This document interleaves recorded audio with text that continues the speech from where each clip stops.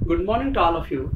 आज हम NCERT biology का चैप्टर जो स्टडी करेंगे उसका नाम है principles of inheritance and variations. Means आनुवांशिकता के सिद्धांत, आनुवांशिकता और विविधता के सिद्धांत। आनुवांशिकता, हम सब सोचते हैं कि एक जो इंसान है, सबको पता है कि इंसान को पैदा करता है, कौवे से कौवा पैदा होता है, हाथी से हाथी पैदा होता है। अगर हम प्लांट्स की बात करें तो मटर से मटर बनता है, गोभी से गोभी बनती है, आम के बीज से आम का पौधा बनता है, या आम के पौधे से आम का बीज बनता है, फिर उसी बीज से आम का पौधा तैयार होता है। मीन्स इनहेरिटेंस, आनुवांशिकता में जो हमारे लक्षण हैं वो पीढ़ी दर पीढ़ी, एक पीढ़ी से दूसरी पीढ़ी में, और उसके बाद दूसरी पीढ़ी से तीसरी पीढ़ी में आगे जाते हैं। उस प्रोसेस को हम इनहेरिटेंस बोलते हैं। इन लक्षणों का जाना, ये कैसे जाते हैं, इनकी स्टडी, मोलिकुलर लेवल पे स्टडी जिस सब्जेक्ट के अंदर होती है उसको हम जेनेटिक्स बोलते हैं।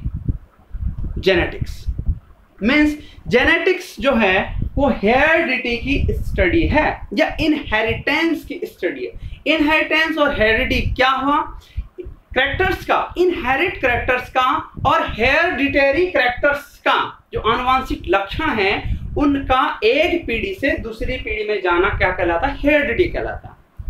हेरिडिटी मीन्स जो ट्रांसफर हो रहे हैं हमारे characters one generation to other, next generation is known as heredity. और इस हेरिडिटी को जो साइंस डील करती है उसको हम बोलते हैं जेनेटिक्स। तो जो जेनेटिक्स शब्द बेटसन ने दिया था, बट इसके जो फादर है, मॉडर्न जेनेटिक्स के फादर है, वो ग्रेगर जॉन मेंडल को माना जाता है। जेनेटिक्स हमें समझ में आ गया। जेनेटिक्स ऐसी साइंस है जो डील करती है हेरिडिटी, जिसमें हेरिडिटी की स्टडी होती है। हेरिडिटी ऐसा कैरेक्टर्स है किसी जीव का जो एक पीढ़ी से दूसरी पीढ़ी, उसमें लक्षण जाते हैं, कैरेक्टर्स जाते हैं, और जो कैरेक्टर जाते हैं उनको हम हेरिडिटरी कैरेक्टर्स और इनहेरिट कैरेक्टर्स बोलते हैं। Gregor John Mendel father of modern genetics हैं। इन्होंने विज्ञान गणित के साथ साथ रिलीजियस क्रिश्चियन थे तो रिलीजियस पढ़ाई भी की थी, और कैथोलिक चर्च में ये पादरी भी थे। जब ये वहां थे उसके बाद इन्होंने गार्डन पी मटर पर प्रयोग करे, और उन प्रयोगों को बोलते हैं experiments on plant hybridization. Hybridization आपको पता है, हाइब्रिडाइजेशन संकरण, जब एक प्लांट के पॉलन ग्रेन्स को दूसरे प्लांट के स्टिग्मा में दे दिया जाता है। डिफरेंट जो हमारा जेनेटिक स्ट्रक्चर है उन प्लांट्स के बीच जब हम क्रॉस कराते हैं उसको तो हम हाइब्रिडाइजेशन या संकरण बोलते हैं। तो जो मेंडल के प्रयोग थे वो एक्सपेरिमेंट्स ऑन प्लांट हाइब्रिडाइजेशन था, उनका नाम था।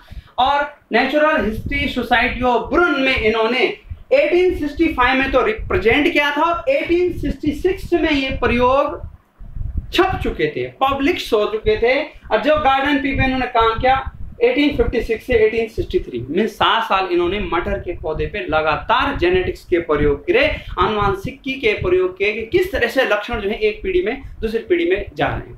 और इन्होंने law of dominance, law of segregation, law of independent assortment law publish किए। पर लगभग 35 सालों तक मेंडल को किसी ने वैल्यू नहीं दी, उनके कार्यों की सराहना नहीं की। उनको कार्य की सराहना जब रीडिस्कवरी हुई, जब मेंडल की डेथ हो चुकी थी, उसके बाद रीडिस्कवरी हुई जब मेंडल्स की, तब देखा जब tracer mark, Hugo de Vries और कॉरेंस साइंटिस्ट ने उनके रीडिस्कवरी की, तब मेंडल के नियमों को देखा और जो मॉडर्न जेनेटिक्स का फादर है वो मेंडल को माना।